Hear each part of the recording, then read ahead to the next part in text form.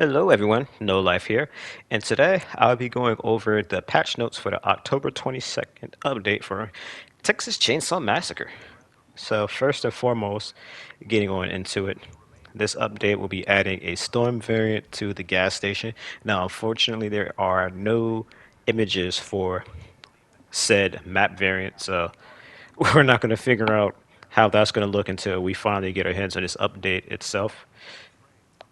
There is also going to be the new outfit pack for Hands, which is going to be his suspenders, which basically is literally just him with his vest taken off. So this one is only going to cost about $3.99, thankfully. But when you look at stuff like the Bride Sissy and Johnny, which were given for free, and well, at least with Johnny, he used a lot of the elements from his base outfit, but at least there was still more to it where that would have been warranted being purchasable, whereas this one, it feels kind of like, this should have been free, but again, going back to those cosmetics, I guess that was kind of their excuse for not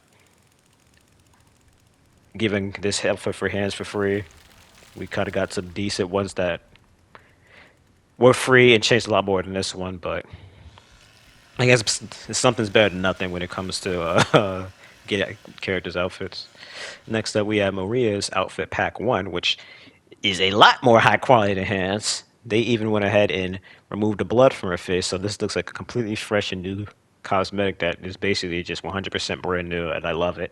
Although I am laughing at the fact that they gave her sandals, as this seems to be a running trend with all the characters, with trying to make sure all the girls show them toes. So if you're a fan of feet, you're gonna love Texas Chainsaw, as and no one covers those dogs up for long. But moving on along here. We also have the Halloween outfit pack for the Rush Week sorority girls. Now, before I get into it, I also want to mention that as of this update, the towel and laundry day cosmetics are now locked behind a $1.99 paywall. So if you didn't hop in a Rush Week and grab those cosmetics, well, you're SOL. But we're also adding the new, again, Halloween pack, which comes with about 5 different outfits for each and every one of the girls. All the girls have access to this, as again, they're all randomized. You're not paying for one outfit pack for each of the girls. Geesh, what else do I say here? This also kind of solidifies the fact that Rush Week having a bit more leeway than the rest of the characters in the main game. We are more likely to be able to see things that we usually wouldn't be able to see in the main game due to it being a bit more strict, due to it having to be a bit more canon towards the movie's events. You could probably count on us seeing some sort of summer pack soon. As again, we've all asked for Halloween outfits and then beach outfits and whatnot. So hey, you never know what a cosmetic can pop up in Rush Week according to what we've been getting for them so far. But finally, we'll be going into the patch notes itself, and that starts off with the grapple rework. Now, some of you might have been wondering why I didn't go ahead and do a standalone video for that, and that's just because this grapple rework wasn't really as huge as they tried to hype it up to be when they released an entire blog post about it. Sure, it kind of streamlines it a little bit as you're able to just click on a link in the patch notes, which, by the way, I believe in the description of this video. All it really does is just add starting values to the family when they're engaged in a grapple by a victim. Now, if you do not know what that means, basically the way grapples works is each victim gets a starting value that they have towards winning the grapple based on their strength. Think of it kind of as you and your significant other going to a carnival, and one of you decide to go pay the little vendor, and now you're both standing at the booth with the task being to squirt water into the clown's mouth, and whoever fills up the water balloon in the clown's mouth to the max capacity wins. Well, you want to give your partner a bit of an advantage because you would feel bad for, completely beating them in this game. So you're going to give them a few seconds to go ahead and squirt some water into the clown's mouth. Then that's when you go ahead and do it yourself. Now, naturally, unless they somehow have terrible aim and can't squirt that water into the clown's mouth, there's no way in hell they're going to lose to you. So they are finally starting to shore that up by, again, give all the family members their own individual values towards competing against the victims in the grapple. So, of course, when you have weaker victims like, let's say, Virginia at 15 strength base, if they were to go against Hans, who's at the top of the list, there's a good chance she's going to lose.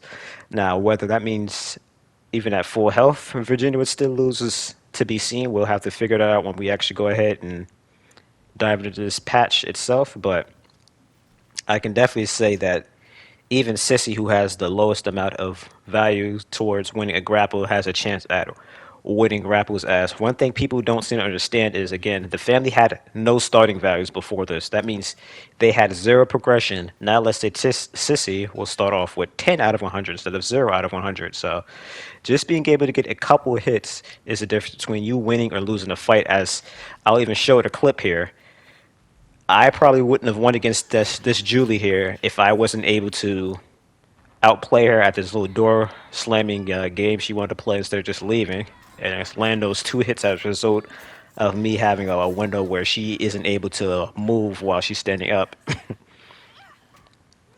Now, moving on past the whole grapple thing, is I like to think I split it good enough for you guys to understand it. I also want to mention that outside of suffocating grip, there is no way of increasing the family's chance of winning grapple. So don't try to put Sissy up to as high savagery as possible, thinking that's going to change anything. It does not.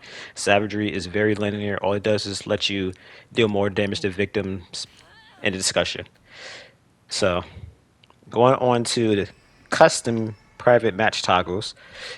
They mentioned this in the live stream, which I'll touch up on a little bit towards the end of this video here, but they are now adding modifiers for you to put into your private games. So this includes victim's health. You can lower it or double it. Family damage. Again, you can lower it or double it. The ability to disable abilities and character perks, as well as even toggle the UI on and off. Now, the UI thing you can do yourself in settings, but this is something that now kind of forces everyone to do. So no one can, of course, cheat and still put the UI on or whatever if you're trying to do this kind of game.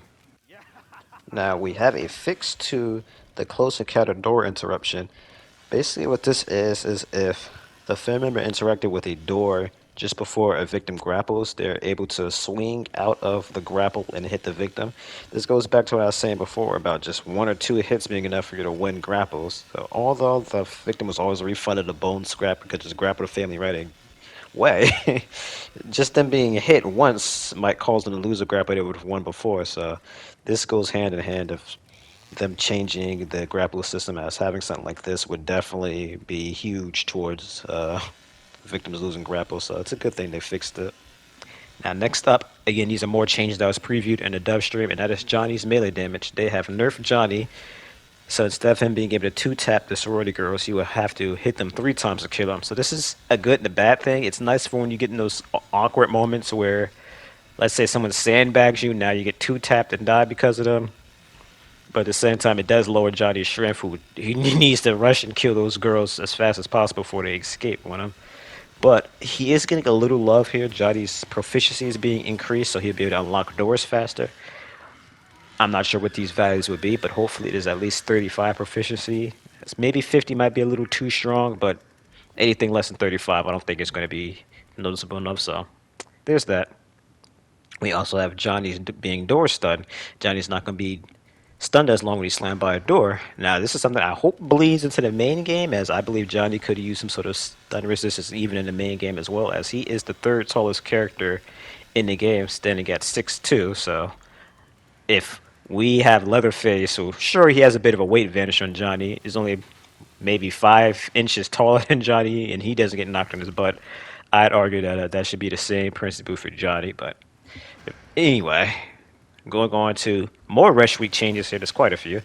We have the Attic Pole spawns. They are updating the amount of Attic Pole spawns, and I hope that doesn't mean they're just flat out decreasing it, as that's not going to help the situation, just decreasing how many Attic Poles. That's actually going to make it worse, as now that's less places for them to check to find Attic Pole. They need to completely rework where these spawns are. It does say they spawn further away from the girls, so I'm assuming that means there's going to be less examples of, let's say, you spawn again and going into the next room and grabbing a pole, but one of those spawns definitely needs to be outside. I'll say that much.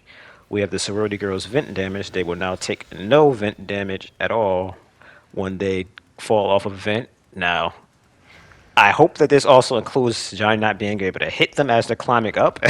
As the vents on this mode are just useless. I wouldn't recommend going towards those vents at all. You get yourself killed. I think literally my first ever game of Rush Week, I died going through a vent. So just an example of how bad they are. But moving on, we finally got the Xbox crash issues fixed.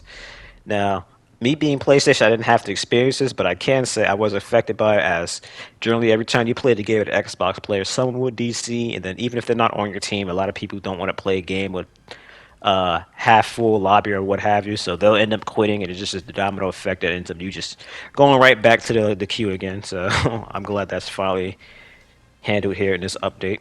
We have Grandpa Perks. They have fixed the fact that the Grandpa Perks were not at the appropriate level to be activated. So this includes Suffocating Grip. That is now going to go back to be activated at level 1. And No One Escapes Hell is going to be back to being activated at level 2. Now, I swore that there were some issues with them not being the correct values, but after my playthroughs during the last week, I could confirm exterior alarms at least definitely was highlighting stuff for 10 seconds. I swear there's some instances where I seen it didn't highlight for that long, but I don't know. Maybe it took me too long to notice the door highlighted, so I catched it at the tail end. Who knows? Now, another change I'm glad they're finally fixing. I can't believe I forgot about this in my review to the last update, but that is going to be blood trails. Blood trails have been missing for at least 2 months now, and I'm glad they're finally adding them back. As that and the fact that the victim's footsteps have just been pretty much completely muted for at least a month now. It's been very hard to track victims.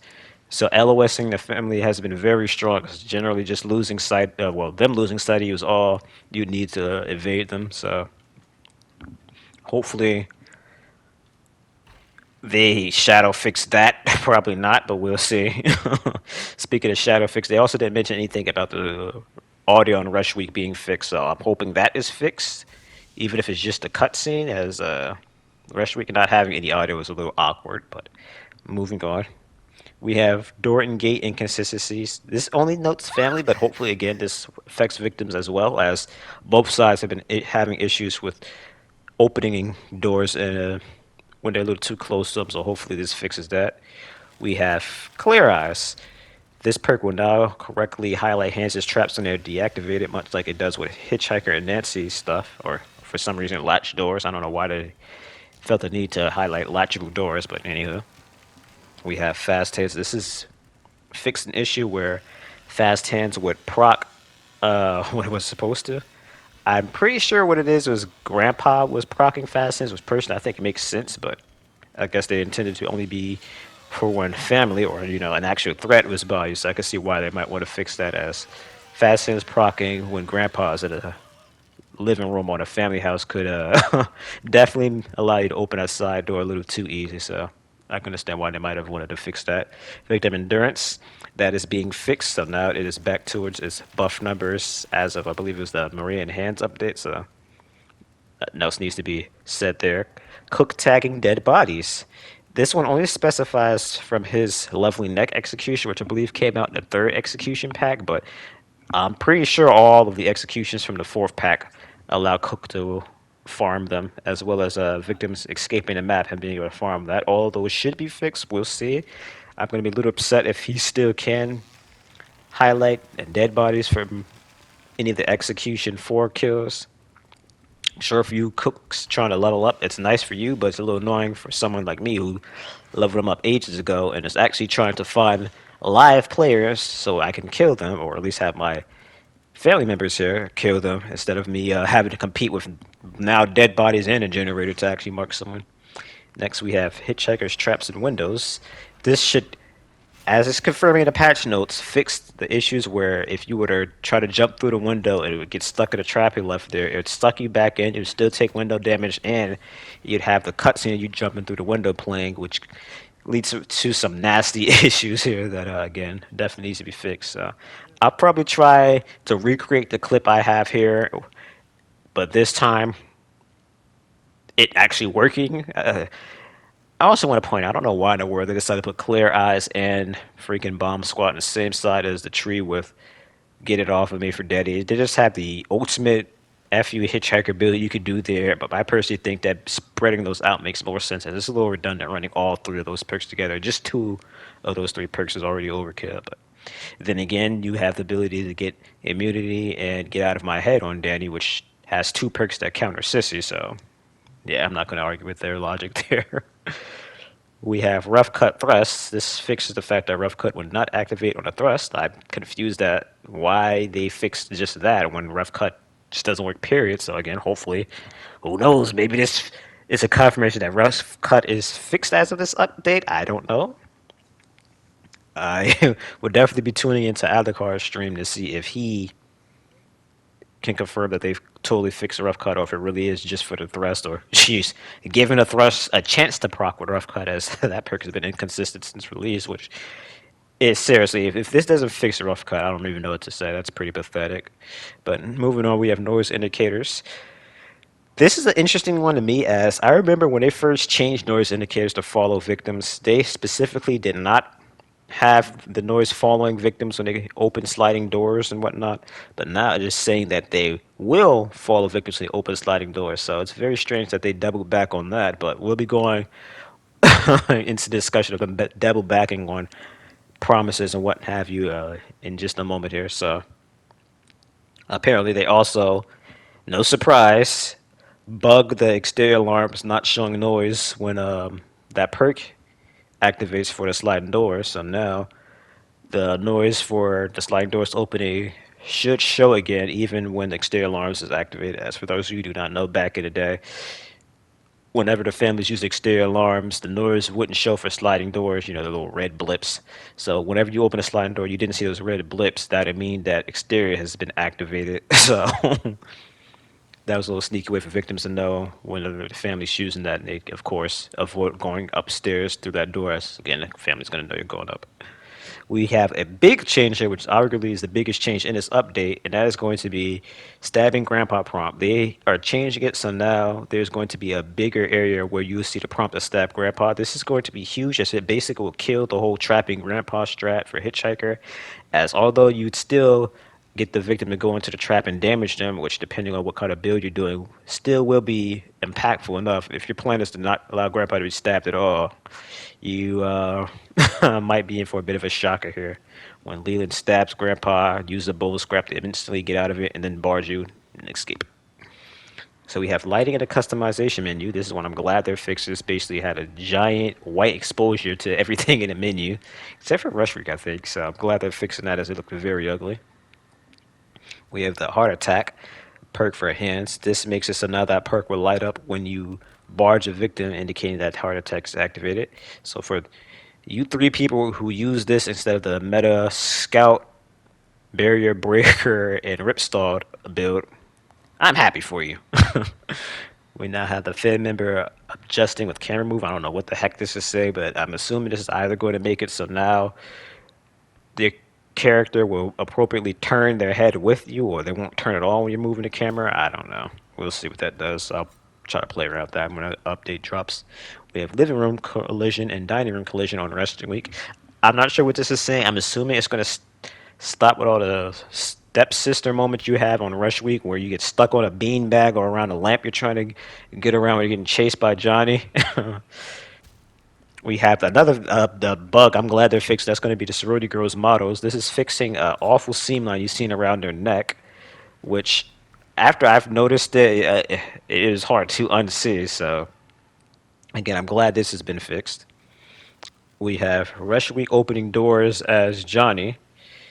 This is going to be fixing an issue with Johnny not being able to open doors properly. I don't know why this is a separate thing, as this is an issue that was on the base game too. I'm pretty sure even on Rush Week, I think it happened to security girls too. So again, I hope it is for both sides. I just want all these door issues fixed, as it's just a pretty BS thing to have happen on both sides, even if as the family it could get you a kill.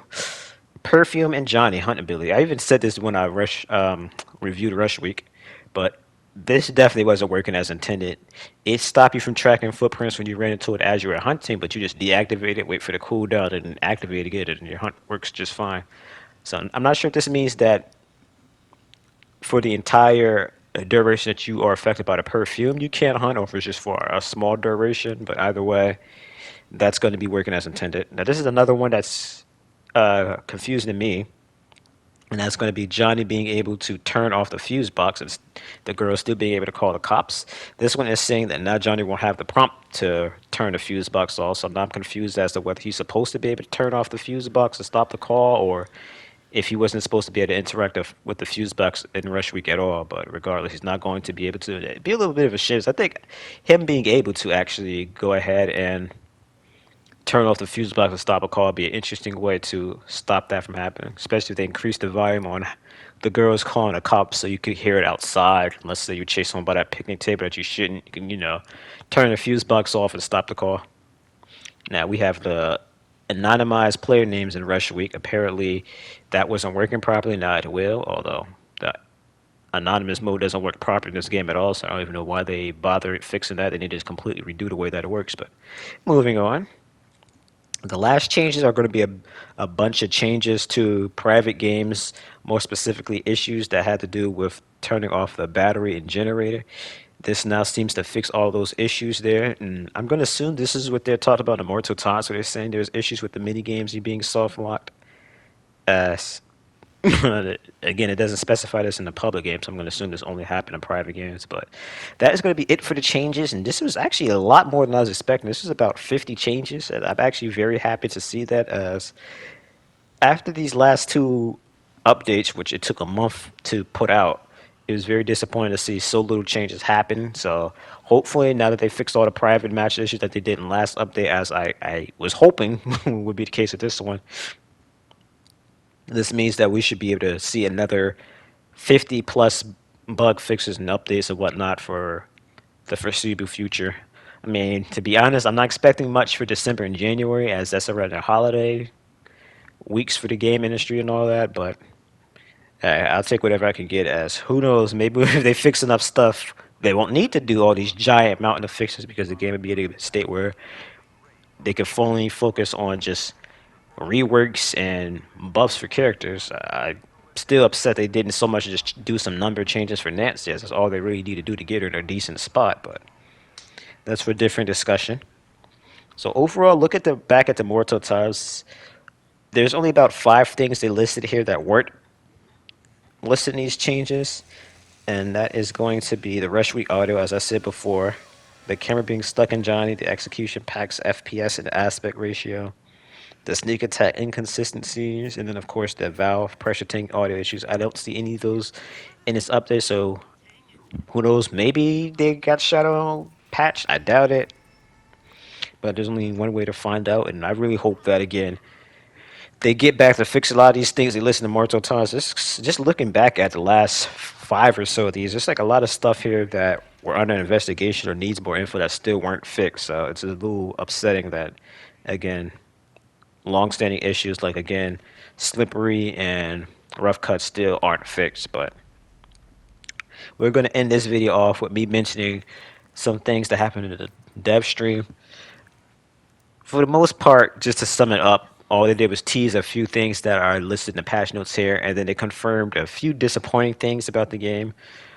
The going from least disappointing to most disappointing is going to be there's not going to be a hardcore mode in the game. I actually don't care about this one, as I already find Rush Week to be kind of a hardcore mode for both sides, really. Johnny, he and the girls, they don't have perks they can equip.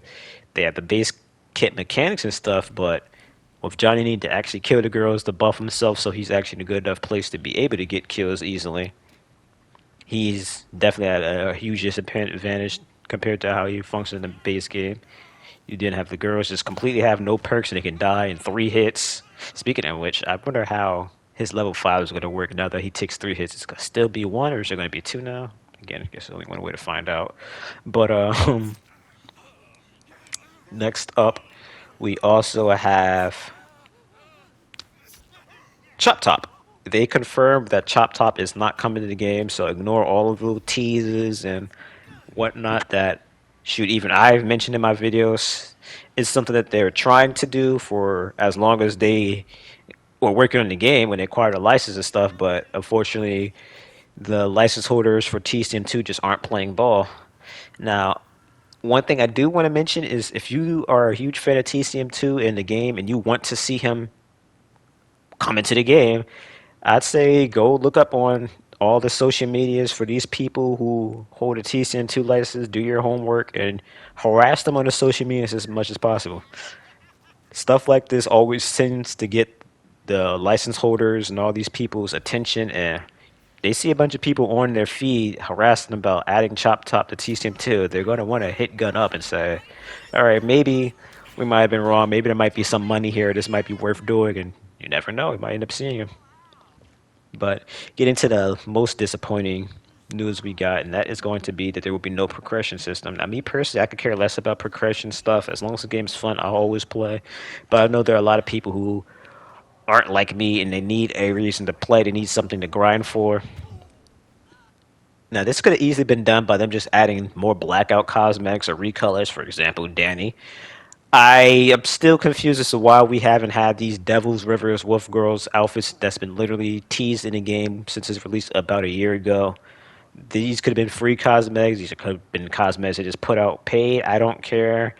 I personally don't think they look too bad, but it's still very confusing to me that these aren't in the game yet. So it's to the point where I'm ready to go ask them a question about it somewhere. So I don't know why these still aren't in the game after a year of them being leaked. I mean, he can get killed on the hook with these cosmetics. Just you can't play with him using those cosmetics. It makes zero sense. Now they also confirmed that they will be adding more blackout outfits for characters. That being Virginia, Marie, and Hans. They're still missing. I don't understand why it's taking them so long. I guess they're prioritizing giving them new skins, but Maria and Hans have been in the game so long now they're getting new outfits themselves. They still don't have black variants of their default clothes. So I'm not sure what the holdup is. I'm not saying it's gonna be an easy thing to do, but I don't think it takes too long to do a palette change on a character. Go play Overwatch and see how many recolors they'll release to the character. It couldn't be that hard as they do them every 2 months. But that is going to be it for this update. A bit of a double feature here as per standard with my stuff here. I always try to squeeze in whatever I can into one video, but I really hope that this update puts the game in a better place as just being able to end Grapple Mania finally would be a huge step in the right direction for the family and allow more people to want to play family instead of not playing the game or at all or just going to Victim, which already has oversaturated queues. Once we fix all the Grapple Mania issues, like I said a billion times before, it's just a matter of them looking at how easy it is for victims to escape on both modes at that. And again, I think that we finally have balanced queues, and who knows, maybe that'll help with the whole queue issues being so long when a fan member leaves because we'll have so many people playing. They don't need to fix the backfill issue again. They just don't seem to be able to fix.